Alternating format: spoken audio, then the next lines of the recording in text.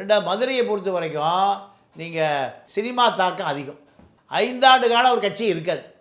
5 ஆண்டு காலம் கட்சி இருக்காது. அப்போ ஒன்று திமுகவோட சேர்ந்து அதிமுக சார் 2 ஆப்ஷன் இருக்குது. திராவிட இயக்கம் என்பது மலமுழுங்கி மகாதேவன் இரும்ப வாயில் போட்டு மென்று அதை ஜீரணிக்கிறதுக்கு கடப்பாறைக்க சுக்கு கஷாயமே குடிச்சு அதை ஜீரணிக்கிற ஆளுங்க.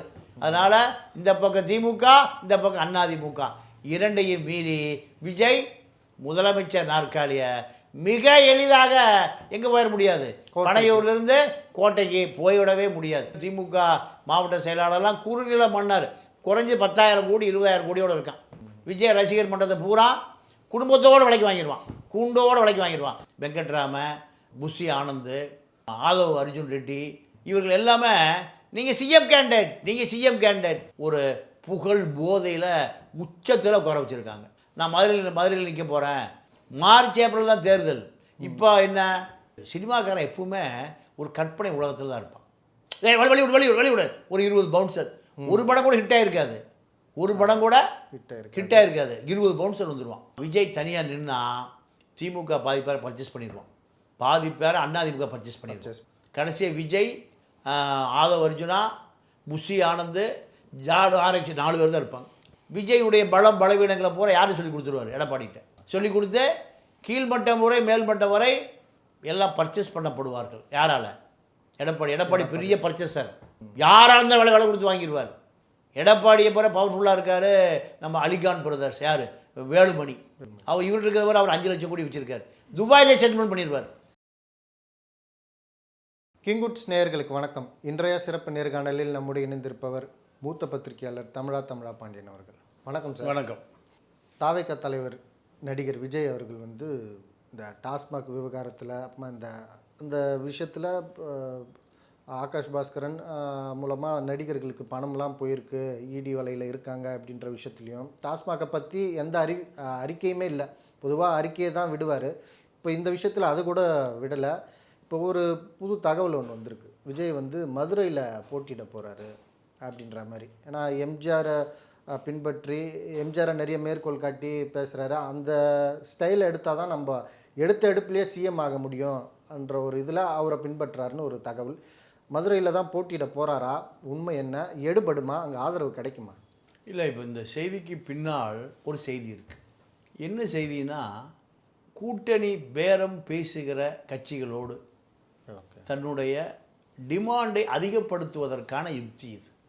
நீங்கள் எம்ஜிஆர் எப்படி அரசியலுக்கு வந்தார்னு அவரோட ஆலோசகராக இருக்கிற ஜான் ஆரோக்கியசாமி தெளிவாக விஜய்க்கு சொல்லியிருப்பார். திமுகவில் 67 திமுக ஆட்சிக்கு வருவதற்கு 10 ஆண்டு காலம், எப்போ இருந்து 57லிருந்து 67 வரை எம்ஜிஆருடைய திரைப்படங்களை அண்ணாதுரை திமுகவை சார்ந்த அத்தனை பேரும் பயன்படுத்தி கொண்டார்கள். திமுக மாநாடுனா எம்ஜிஆர் தான் முதல்ல இருப்பார். எம்ஜிஆர் படம் ரிலீஸ் ஆகுதுன்னா அதில் காங்கிரஸுக்கு எதிராக திமுக கொடி பறக்கும். படத்திலே எம்ஜிஆர் அண்ணா நாமம் வாழ்கன்ட்டுலாம் சொல்லியிருக்கு. இது 10 ஆண்டு காலம். இந்த 10 ஆண்டு காலம் கழித்து தான் எம்ஜிஆருடைய ஆதரவில் திமுக ஆட்சிக்கார முடிஞ்சது, அண்ணா ஆட்சிக்கு வந்தார். அப்போ அவருடைய கோஷமே தம்பி உன் தங்க முகத்தை காமிங்கிறதான். நீங்கள் அண்ணா ஒரு முறை ஆட்சிக்கு வருவதற்கு முன்பு 62ல் உசிலம்பட்டியில் ஒரு கூட்டத்துக்கு போகிறார். அப்போல்லாம் இப்போ இருக்கிற பஸ்ஸு, ரயில், விமானம்லாம் கிடையாது. ரயிலில் போய் கொடை ரோட்டில் இறங்கிட்டார். கொடை ரோட்டில் உசிலம்பட்டிக்கு பஸ்ஸு போகும். அப்போது அன்னைக்கு காருங்கிறது பெரிய பணக்கார வீட்டில் தான் இருக்கும். யாரோ ஒரு எஸ்டேட் ஓனரு காரு தரன்னு இருக்கார். அன்றைக்கி அந்த கார் ரிப்பேராக போச்சு. ஓகே. அப்போ காரு வரல. அண்ணா உட்காந்து பார்த்தாரு, வரல.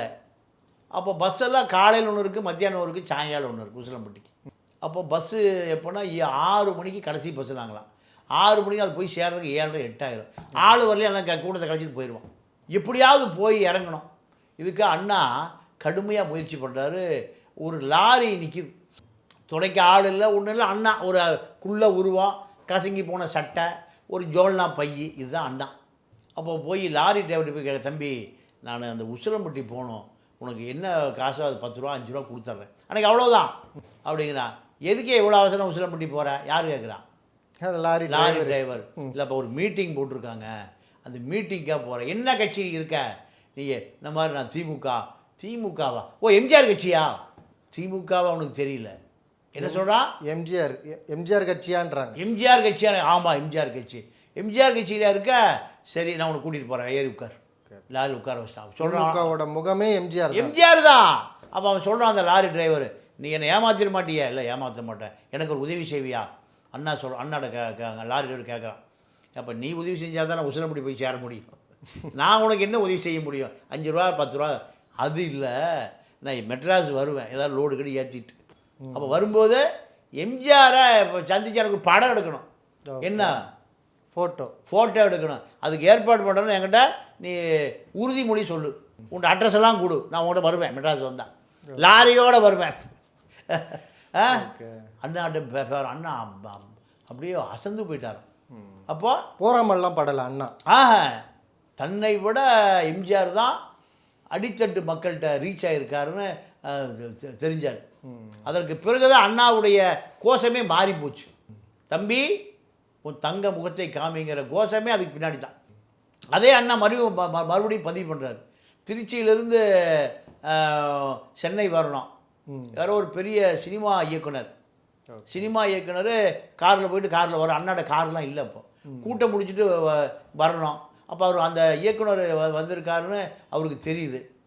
அப்போது அந்த அவர் தங்கியிருந்த ஹோட்டலில் அவரும் தங்கியிருக்கார், இவரும் தங்கியிருக்கார். நீ கூட்டம் முடிச்சு என்னை கூட்டிகிட்டு போங்கிறார். ஓகே, காரில் லிஃப்ட் கேட்குறாரு. அவ்வளோதான் அது அன்றைக்கி நிலைமை. அப்போது காரில் ஏறி மீட்டிங் முடிஞ்சு வர்றாங்க.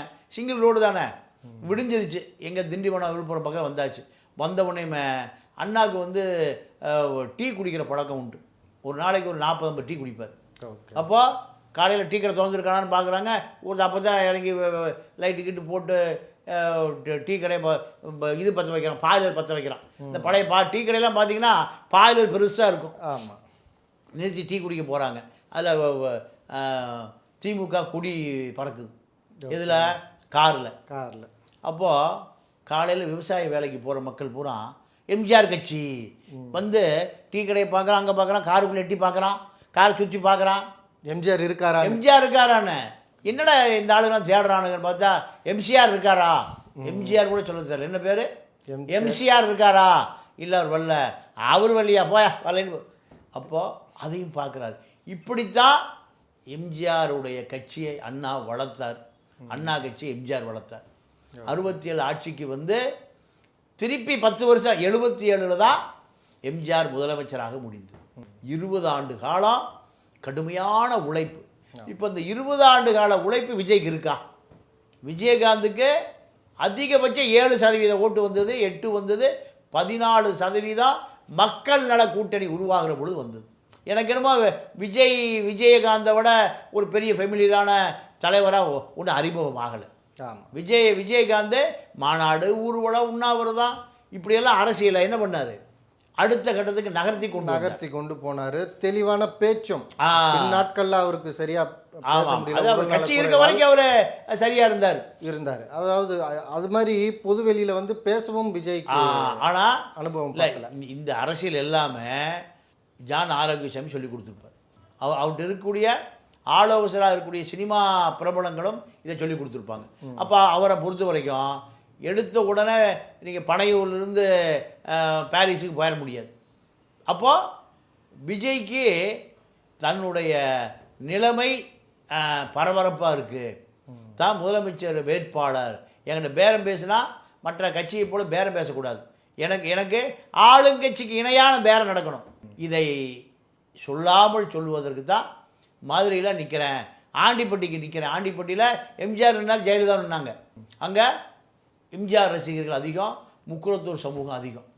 அப்போது ஆண்டிப்பட்டி தொகுதியை விஜய் தேர்ந்தெடுக்காமல் நல்ல வேளை மதுரையை தேர்ந்தெடுத்திருக்கார். மதுரை வந்து நகரமும் கிராமமும் சேர்ந்த மக்கள் வசிக்கிற பகுதி. மதுரையை சுற்றி இருக்கிற ஆட்கள் பூராமல் மதுரையில் குடியிருப்பாங்க. ரெண்டாவது மதுரையை பொறுத்த வரைக்கும் நீங்கள் சினிமா தாக்கம் அதிகம். அதனால் தனக்கு மதுரை கிழக்கு எங்கேயாவது நின்னால் வெற்றி பெற்றவர்கள் விட்டு விடலான்னு நீங்கள் கற்பனை பண்ணிவிட்டு நீங்கள் அதிமுக கட்சியோடு தான் கூட்டணி, அதில் மாற்று கருத்தே இல்லை. ஒன்று திமுக சேரல, அதிமுக சேரணும். இந்த முறை அவருக்கு ஒரு 30-40 எம்எல்ஏ வரலைன்னா 5 ஆண்டு காலம் அவர் கட்சி இருக்காது.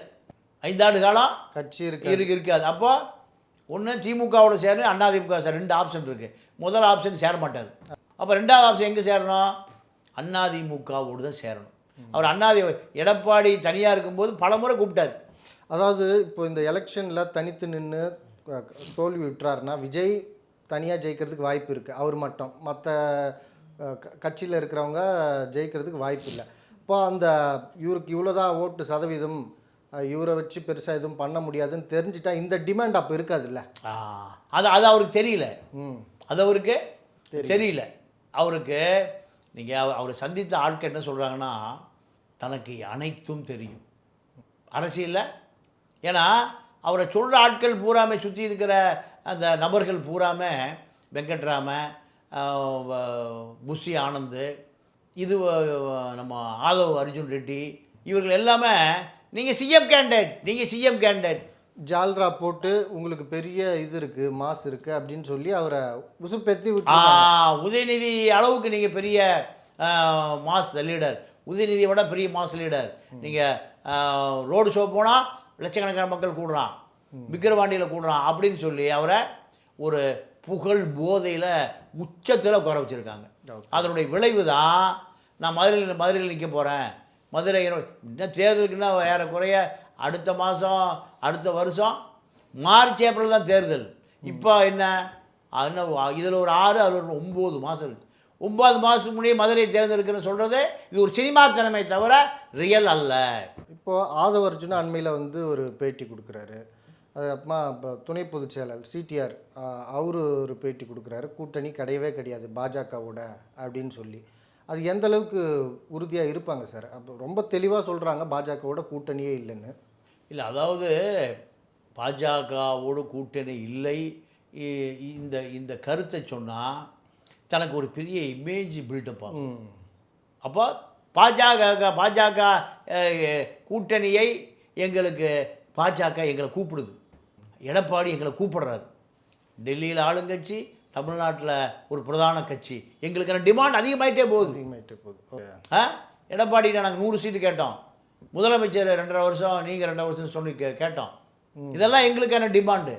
எடப்பாடி முதலமைச்சராக இருந்தவர் எம்ஜிஆர் கட்சி, ஜெயலலிதா கட்சி, எம்ஜிஆர் கட்சி, ஜெயலலிதா கட்சி. இந்த கட்சி எப்படி விஜயோடு போய் இணக்கமாகும்? நீங்கள் இப்போ ஒரே உதாரணங்க, திமுகவிலிருந்து எம்ஜிஆரை விளக்கிட்டார் யார்? கருணாநிதி. விளக்கின பிறகு யார் போராடணும்? அதிமுக காரன் போராடணும். அதிமுகன்னு இல்லை, ஆமாம், எம்ஜிஆருடைய ரசிகர்கள் போராடணும். அதுவும் இல்லை. யார் தெருவில் இறங்கி போராடினா? மக்கள் இறங்கி போராடினா. யார்? பொதுமக்கள் இறங்கி போராடினா. பஸ்ஸு ஓடலை. ஓ, அவ்வளோ செல்வாக்கு பொதுமக்கள். நீங்கள் பஸ்ஸே ஓடலைங்க. எம்ஜிஆர் அதாவது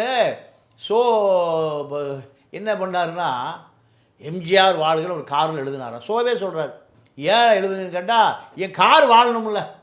ஓகே, என் காரை உடச்சி போடுவானுங்க, காரை உடைச்சிடுவானுங்க. அவர் காரை பாதுகாக்கிறதுக்கு எம்ஜிஆர் ஷோ எழுதியிருக்காருங்க. அப்போது 72 அன்றைய நிலை இதுதான். இப்போ பெருவாரியான மக்கள் எம்ஜிஆருக்கு தான். எப்படி அடி கட்சி விட்டு நீக்கலாம்? அது கட்சியே எம்ஜிஆர் கட்சி. சினிமா தேட்டரே ஓடலை. ஆப்ரேட்டர் போல நீயே ஓட்டிக்கணும், முதலாளி ஓட்டிக்கணும், அவன் கிளம்பி வந்துட்டான். இப்போ நீங்கள் ஏடிஎம்கேல அவைத்தலைவராக இருக்கார்ல, யார்? தமிழ் மகன் உசேன். அவர் வந்து அப்போ டிரைவரு. அவரு டிரைவரு. தலைவரை கட்சி விட்டு நீக்கிட்டானுங்களா? பஸ்ஸு வந்து திருநெல்வேலியிலேருந்து நாகர்கோவில் போயிட்டுருக்கு. கட்சி விட்டு நீக்கிட்டானுங்களா? பஸ்ஸை ஓரம் கட்டுறாரு யார்? இப்போ இருக்கிற எடப்பாடிக்கிட்டு இருக்கிற அவைத்தலைவர் தமிழ் மகன் உசேன், பழைய டிரைவரு. அப்படியே ஓரமாக நிறுத்துறாரு. கண்டக்டர் கூப்பிடுறாப்பா, இந்த வேலையை ரிசைன் பண்ணுறப்பா, இந்த நீயே பஸ்ஸை ஓட்டிகிட்டு போ. பப்ளிக் போய் எங்களை கூட்டி பஸ் ஸ்டாண்டில் விட்டுறியா? எங்கே? நான் தலைவரை பார்க்க மெட்ராஸ் போகிறேன். நடு ரோட்டில் ஓரம் கட்டிட்டு வந்துட்டார் இந்த தமிழ் மகன் உசேன். அப்போது ஒரு டிரைவருக்கு என்ன உணர்வு இருந்திருக்குன்னு பாரு. பொதுமக்களே இறங்கி தெருவில் இறங்கி போராடுறான். கருணாநிதி வெளியிலே வர முடியல. கருணாநிதி வெளியில் வர கட்சி விட்டு நீக்கினா என்ன தப்பு? எப்படியா நீ நீக்கலாம் எங்கள் தலைவனை? இப்படி பொதுமக்களே திரண்டு ஆர்ப்பாட்டம் பண்ண தலைவன் தான் எம்ஜிஆர். இந்த எம்ஜிஆருக்கு விஜய் இணையாவாரா அப்படின்னு நினைக்கிறதே அதுதான். வேற யாரை உதாரணம் எங்கேயுமே காட்ட வேண்டாம். யாரு? தமிழ் மகன் உசேன். ஓகே, இப்போ இங்கே ஆந்திராவில் பவன் கல்யாண் தெளிவான ஒரு முடிவு எடுத்து கொடுத்த சீட்டுகளை வாங்கி துணை முதல்வர்ன்ற ஒரு விஷயத்தை டிமாண்ட் பண்ணி வாங்கி அவர் செயல்பட்டுக்கிட்டு இருக்கார். அதாவது முதல்வருக்கு ஈக்குவலாக அவருக்கும் ஊடக வெளிச்சம் இருக்குது, அவர் செயல்பட சுதந்திரம் இருக்குது. சில கட்டுப்பாடுகள் இருக்கலாம் அது அவர்களுக்குள்ள. இந்த வாய்ப்பை இழக்கிறாருன்னு நினைக்கிறீங்களா சார்? இல்லை, அவரை ஒரு சினிமாக்காரன் எப்பவுமே ஒரு கற்பனை உலகத்தில் தான் இருப்பான். வெளிவிடு ஒரு 20 பவுன்சர், ஒரு படம் கூட ஹிட் ஆகிருக்காது. ஒரு படம் கூட ஹிட் ஆகிருக்காது, 20 பவுன்சர் வந்துடுவான். ரியல் ஹீரோவாக நீங்கள் ஒவ்வொரு சினிமா நடிகனும் இயக்குனர் வருகிற பொழுது நமக்கு கோபம் வருது. அப்படியே ஏன் அப்பாவி தெருவில் படுத்து கிடக்கிறான். 2 கோடி ரூபா கார். நீங்கள் இந்த பாலா பாருங்கள், 2 கோடி ரூபா காரு பொண்டாட்டி விட்டுட்டு போயிடுச்சு. இவர் வரும்போது காருக்கு முன்னாடி 10 பவுன்சர். யார் உன்னை போய் தொடுறா? யார் உன்னை போய் பார்க்குறா? அப்போது இது எல்லாமே எப்படி? செயற்கை. நீங்கள் ஒன்றுமே இருக்காது, தள்ளுட்டு வருவா 4 பேர். பார்த்துருக்கீங்களா? ஆமாம். நீங்கள் ஹெக்டேன்னு ஒரு சிஎம் இருந்தார் கர்நாடகாவில். அவர், நான் ஒரு முறை பெங்களூரில் இருக்கிறேன், இது ஒரு 35 வருஷம் இருக்குது. ஓகே. ரயிலில் இறங்கி எங்கேயோ போகிறார். ரயிலை விட்டு இறங்கி முதலமைச்சராக இருக்கும்போது தனியாக ஓகே போகிறாரு. இவர் எங்கேயும் பார்த்தோம். ஹெக்டே தாடி. அவர் வந்து சந்திரசேகருடைய சிஷியன், இளந்துருக்கின்னு சொல்லுவாங்க. எல்லாம் பழைய லீடர்ஸ், எல்லாமே எளிமையான லீடர்ஸு. நான் கடைசியாக ஜார்ஜ் பெர்னாண்டஸை பார்த்தேன் இந்த ரயில்வே ஸ்டேஷனில், சென்ட்ரல் ரயில்வே ஸ்டேஷனில் பார்த்தேன். அவர் ரயில்வே மந்திரி ப்ளஸ்ஸு இராணுவ மந்திரி. தங்கறதுக்கு இடம் இல்லாமல் எங்கே போகிறாரு? ரயில்வே கேண்டீனில் போகிறாரு. நான் கண்ணால் பார்த்தேங்க. நடக்க முடியாமல் ஒரு பையை தூக்கிட்டு கூட ஒரு உதவியாளர். இறக்கிறதுக்கு ஒரு 1 வருஷம் 2 வருஷம் முந்தி எங்கே சென்டரில் மக்களாக கூட்டம் போகும்ல, அதில் புது பில்டிங்கில் ரயில்வே மந்திரிங்கிறனால அந்த கெஸ்ட் ஹவுஸில் ஒரு டபுள் ரூமில் தங்கறதுக்கு யார் வரா? ஜார்ஜ் பெர்னாண்டஸ். ராமதாஸ் கிண்டல் பண்ணுவார், அவன் மனுஷனாக இருந்தாலும் அவன் துணி அவனே கும்மி காய போட்டு புளிஞ்சு போட்டுக்குவானுவார். ராமதாஸ் திட்டுவார், என்ன மாதிரி பல லட்சம் கோடி கொள்ளையடிக்க தெரியலையேன்னு. அப்போது இப்படி அரசியல்வாதிகள்லாம் வாழ்ந்துருக்காங்க. இந்த அரசியல்வாதிகளைப் போல எளிமையாக வாழ்ந்தால் தான் மக்கள் என்ன பண்ணுவான்? அண்ணா அப்படி தான் இருப்பார். அண்ணா அவரே துணி துவைச்சி போட்டுட்டு அவரை தேய்ச்சி கூட போட மாட்டார், அப்படியே போட்டு போவார். கசங்கின சட்டை தான். அப்போது இப்படி நாடாளுமன்ற உறுப்பினர், முதலமைச்சர், இப்படி இந்த இயக்கத்தை வளர்த்தாங்க. அப்படி வளர்த்த இயக்கம் தான் இது. ஆனால் சினிமாக்காரனை பொறுத்த வரைக்கும் ஒரு 2 கோடி ரூபா காரு, ஒரு 10 பவுன்சரு, வரும்போதே வழிவிடு. அப்போ இதெல்லாமே விஜய்க்கு ஒரு மேனதேசமாகி போச்சு. அப்போது கூட்டணிக்கு கண்டிப்பாக போயிடுவார். இல்லைன்னா இந்த தேர்தல் முடிஞ்ச பிறகு திமுக ஜெயிச்சாலும் நெருக்கடி, அதிமுகவை உதறி தள்ளிட்டு கூட்டணிக்கு வரலன்னு சொல்லி தனியாக நின்று தோற்று போனாலும் அதிமுக பாஜகவும் நெருக்கடி கொடுக்கும். இந்த தேர்தலையே விஜய் 100% தனியாக நிற்க மாட்டார். பிஜேபி ஏடிபி கூட்டணிக்கு வந்துடுவார், என்னுடைய கணிப்பு. ஓகே. அப்படி மீறி விஜய் தனியாக நின்னா திமுக பாதி பேரை பர்ச்சேஸ் பண்ணிடுவான், பாதி பேரை அதிமுக பர்ச்சேஸ் பண்ணிடுவான். கடைசியாக விஜய், ஆதவ் அர்ஜுனா, புஷி ஆனந்த், ஜாடு ஆராய்ச்சி 4 பேர் தான் இருப்பாங்க. அப்போது இந்த மாதிரி தனித்து விடப்பட்டு விஜய் நிர்கதியாக நின்னார்னா ஆதவ் அர்ஜுனா அடுத்த வேறு ஏதாச்சும் ஒரு லீடருக்கு போய் செலவு பண்ணி அவர் அரசியல். ஆமாம், இந்த தேர்தலில் தனியாக நிற்பதற்கு ஆதவ் அர்ஜுனா ஒத்துக்க மாட்டார். அதிமுக கூட்டணிக்கு போகிறதுக்கு தள்ளிட்டு போகிறது அவர் வந்திருக்கார். போகலைன்னு அவர் போயிடுவார். அவர் போய் விஜயுடைய பலவீனங்களை பூரா யாரும் சொல்லி கொடுத்துருவார்? எடப்பாடிகிட்ட சொல்லி கொடுத்து கீழ்மட்டம் முறை மேல்மட்டம் வரை எல்லாம் பர்ச்சேஸ் பண்ணப்படுவார்கள். யாரால்? எடப்பாடி பெரிய பர்ச்சேசர். யாராக இருந்தால் விலை கொடுத்து வாங்கிடுவார். எவ்வளோ விலை வேணாலும் கொடுக்க தயார் அந்த நாற்காலிக்காக. அப்போது சசிகலாவுக்கு இந்த அதிமுகவை குத்தகைக்கு எடுத்தார், ஏலம் எடுத்தவர் தான். ஒரு விலை கொடுத்தா சசிகலாட்டு வாங்கினார். முன்னாள் சுப்ரீம் கோர்ட்டு தலைமை நீதிபதியாக இருந்த சதாசிவத்தை அவர் நம்ம அவர் நீதிபதி அவர் சொல்லக்கூடாது, அவரையும் இவர் பக்கம் கொண்டு வந்துட்டார். டெல்லி அரசியல் அவரை வச்சு தான் அவர் பண்ணார். அவர் தான் ஆலோசகர். இப்படி பல சாதுரியங்களை கற்றுத் தேர்ந்தவர் எடப்பாடி. விஜயை விலை கொடுத்து வாங்குவது அவருக்கு ஒன்றும் பெரிய கஷ்டம்லாம் இல்லை. விலை கொடுத்து வாங்குவது கஷ்டம்லாம் இல்லை. எடப்பாடியை போல பவர்ஃபுல்லாக இருக்கார் நம்ம அலிகான் பிரதர்ஸ். யார்? வேலுமணி. இவர் இருக்கிறவர் அவர் 5 லட்சம் கோடி வச்சுருக்கார். துபாயிலே செட்டில்மெண்ட் பண்ணிடுவார். அப்போ வேலுமணி விஜய் விஷயத்தை பாரு. துபாயில் வேணுமா லண்டனில் வேணுமா? எந்த நாட்டில் வேணும் சொல்லு, அங்கேயே கொடுத்துட்றேன். புது தீவு வேணுமா வாங்கி கொடுத்துட்றேன். அதே போல் தங்கமணி 5 வருஷ காலம் அவர் தான் மின்சாரத்துறை அமைச்சர். நிலக்கரி வாங்காமையே 2 லட்சம் டன் வீட்டுக்கு எடுத்துகிட்டு போயிட்டார். டாஸ்மார்க் அமைச்சர் அவர் தான் பழைய செந்தில் பாலாஜி. அவர்கிட்ட 5 லட்சம் கோடி இருக்குது. அவர் இந்த பக்கம் துபாய் பக்கம் Velumani. Singapore, Burma, Malaysia, Hong Kong, Pangong எல்லாம் யார்? ஏன்னா இந்திய விஷயம் தானே இது வந்தது நிலக்கரியே வராமல் பில்லை போட்டு அங்கே எடுத்து அங்கே டம்ப் பண்ணி வச்சுருக்காரு. எங்கே? சிங்கப்பூர் வங்கியில். சிங்கப்பூரில் எல்லா குற்றவாளிகளுக்கும் பதுக்கி வைக்கிற இடம் எது? Bank Singapore. இந்த பக்கம் துபாய். இந்த பக்கம் வேலுமணி, அந்த பக்கம் தங்கமணி. அப்போ விஜய்க்கு இந்த பக்கம் வேணுமா அந்த பக்கம் வேணுமா? இல்லை 2 பக்கம் வேணுமா? வாங்கிக்க. இப்படி விஜயுடைய ஆட்களும் விஜயும் பர்ச்சேஸ் பண்ணப்படுவார்கள், விலை போயிடுவாங்க. ஆமாம். புஷி ஆனந்தெல்லாம் இவர் நினச்சானா போகுது. யார்? நம்ம ஆதவரிச்சனா அது அங்கே இருக்கார். ஆதவரிச்சனா மொத்தமாக விஜயை தவிர கும்பலையே ஓட்டிகிட்டு வந்துடுவார் எடப்பாடி பக்கம். இதெல்லாம் தேர்தல் வருகிற பொழுது இந்த கூத்தெல்லாம் நடக்கும். இந்த வீரியமெல்லாம் விஜய் என்ன நடக்குதுன்னே தெரியாதுங்குவார். ஏன்னா அதனால தான் பொருளாளரை அவருடைய கணக்கு பிள்ளையான வெங்கட்ராமனை போட்டு வச்சுருக்கார். அந்த நிர்வாகிகள் பூரா பார்த்தீங்கன்னா ஆஃபீஸ் மேனேஜரு, டீ வாங்கிட்டு வரவர், டிஃபன் வாங்கிட்டு வரவர், சுண்டல் வாங்கி தரவர், கார் ஓட்டுறவர், கார் துடைக்கிறவர் தான் அவர் கட்சியினுடைய தலைவர், செயலாளர், பொருளாளர். வெங்கட்னு ஒருத்தர். சிறந்த பேச்சாளர்களோ சிறந்த தலைவர்கள் கிடையாது, உதவியாளர்களா. ஏன்னா தெரியும் அவருக்கு விட்டா நம்மளை வித்துட்டு போயிடுவானுங்க அரசியல்வாதி. எத்தனை அரசியல்வாதியை பார்க்குறாரு.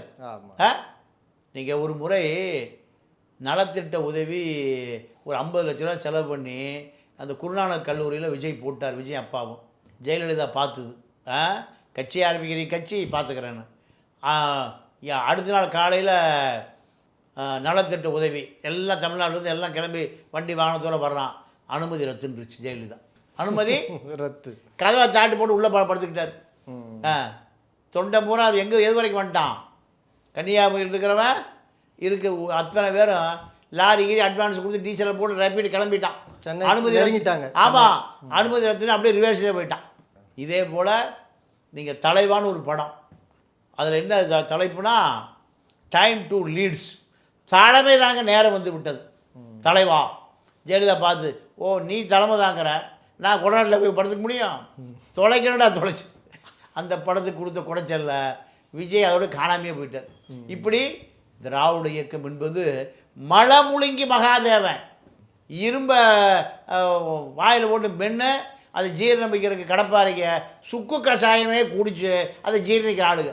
அதனால் இந்த பக்கம் திமுக, இந்த பக்கம் அதிமுக இரண்டையும் மீறி விஜய் முதலமைச்சர் நாற்காலியை மிக எளிதாக எங்கே போயிட முடியாது.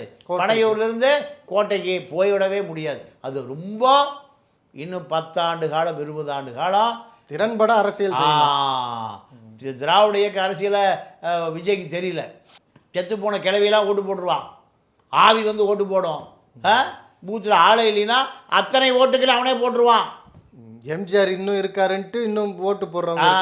அப்போ இப்படியான இயக்கம் திமுகவை பொறுத்த வரைக்கும் திமுக மாவட்ட செயலாளர்லாம் குறுநில மன்னர் குறைஞ்சி 10,000 கோடி 20,000 கோடியோடு இருக்கான். விஜய் ரசிகர் மன்றத்தை பூரா குடும்பத்தோடு விலைக்கு வாங்கிடுவான், கூண்டோடு விலைக்கு வாங்கிடுவான். அதெல்லாம் விஜய் கவனத்தில் எடுத்துக்கொள்ள வேண்டும். இந்த நான் முதல்ல நின்று ஜெயிக்க போகிறேன், ஜெயலலிதா வரல, ஜெயலலிதாவே டெபாசிட் போய் காணா போன வரலாறுலாம் உண்டு. பர்கூரில் நின்று ஜெயலலிதா தோற்று போச்சு, 3வது இடம் வந்தது. சுகவனம் ஜெயிக்கிறா, 2 டி ராஜேந்தர், 3வது டெபாசிட் போய் 3 மாதம் வீட்டை விட்டே வெளியே வரல. இதெல்லாம் அரசியல். ஒரு முறை ஜெயலலிதா ஜானகி அணி உடஞ்சி போச்சு. ஆமாம். உடஞ்சி போன பிறகு ஜெயலலிதாட்ட காசே இல்லை, பணமே இல்லை. அப்போது எப்படியாவது கருணாநிதியை வீழ்த்திடணும்னு சொல்லி ஜெயலலிதாவை அன்னைக்கு இருந்த மூத்த தலைவர்கள் எல்லாம் செலவு பண்ணி தமிழ்நாடு முழுக்க சுற்றுப்பயணம்.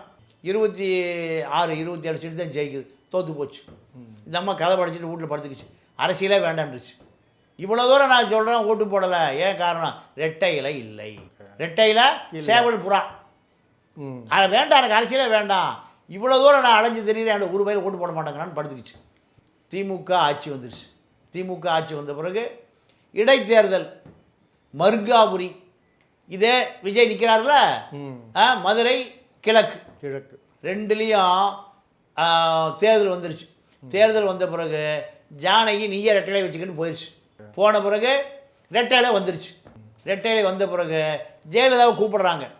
ஜெயலலிதா சொல்லிச்சு, போன தடவை ஊர் ஊராக சுற்றுனேன், ஒரு பையன் ஓட்டு போடலை, இப்போ மட்டும் கிழிச்சிடுவானுங்களா, நான் வல்ல போட்டுருச்சு. அரசியல் எவ்வளவு கடுமையானது கொடுமையானதுன்னு பார்த்துங்க. முதல் தேர்தலில் புது தேர்தலில் எவ்வளோ ஓட்டு போடலை, 27 சீட்டு தான். இந்த அம்மா என்ன பண்ணுது, வேற முதலமைச்சர் எம்ஜிஆர் உட்காந்து சீட்டு எனக்கு தான் போகுது. முதல்வர் கனவோட ஒரு பையன் ஓட்டு போடலை. கருணாநிதி சட்டையை பிடிச்சி ஜாக்கெட்டை பிடிச்சி மயிர் அடித்து குத்து அடி போத, அதோட சட்டசபை வேண்டாம், அரசியலே வேண்டாம்னுச்சு. புது தேர்தலில் தோற்று போச்சு. மருங்காபுரி இப்போ விஜய் நிற்கிற மதுரை கிழக்கு ரெண்டுலேயும் ரெட்டையிலை வந்த பிறகு ஜெயலலிதா போல, செலவுக்கு காசு இல்லை. எஸ்ஆர் ராதான்னு ஒருத்தர் மதுரையில் நிற்கிறார், இப்போ விஜய் நிற்கிற தொகுதியில். மருங்காபுரியில் பொன்னுசாமி, இப்போ ஜெயிலில் இருந்துட்டு வந்தார், பழைய அமைச்சர், கல்வித்துறை, இப்போ 86 வயசு ஆச்சு, 2 பேர் நிற்கிறாங்க. எஸ்டிஎஸ்சி வெறும் 50,000 ரூபா கேட்குறாரு. 50,000 கூட போட்ட முடியல அன்னைக்கு, வெறும் 50,000. இன்றைக்கி இவங்ககிட்ட எவ்வளோ கோடி இருக்குது? 5 லட்சம் கோடி. 2 தொகுதியிலையும் கருணாநிதி இதோட அதிமுக முடிஞ்சுன்னு முடிவு பண்ணிட்டார். ரெட்டை இலை சின்ன 2 தொகுதியிலையும் 2 எம்எல்ஏ ஜெயிச்சு வரும். 2 எம்எல்ஏ அந்த சின்னத்தால் ஜெயிக்கிறார்.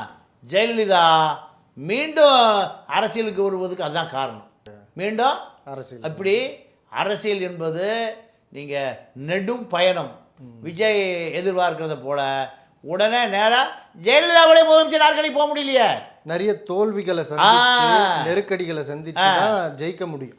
எம்ஜிஆருடைய சின்ன ரெட்டையிலை வந்த பிறகுதான், அதுவும் ராஜீவ் காந்தியுடைய மரணம் இதில் 91. இப்படி பல காரணங்கள், ராஜீவ் மரணம், எம்ஜிஆருடைய ரெட்டையிலை, திமுக மீது அதிருப்தி, இதெல்லாம் தான் ஜெயலலிதாவை முதலமைச்சர் நாற்காலியில் அமர வச்சது. ஜெயலலிதா எடுத்தவுடனே நாற்காலிலாம் கிடைக்கல. எம்ஜிஆர் நாற்காலி, எம்ஜிஆருடைய கதாநாயகி, 26 படத்தில் நடித்த கதாநாயகி, அந்த கதாநாயகிக்க வேஷம் கிடைக்கல. விஜய்க்கு வேஷம், முதலமைச்சர் நாற்காலி வேஷம் கிடைப்பது என்பது அரிதிலும் அரிதான ஒன்று. மிக்க நன்றி சார். நன்றி, வணக்கம்.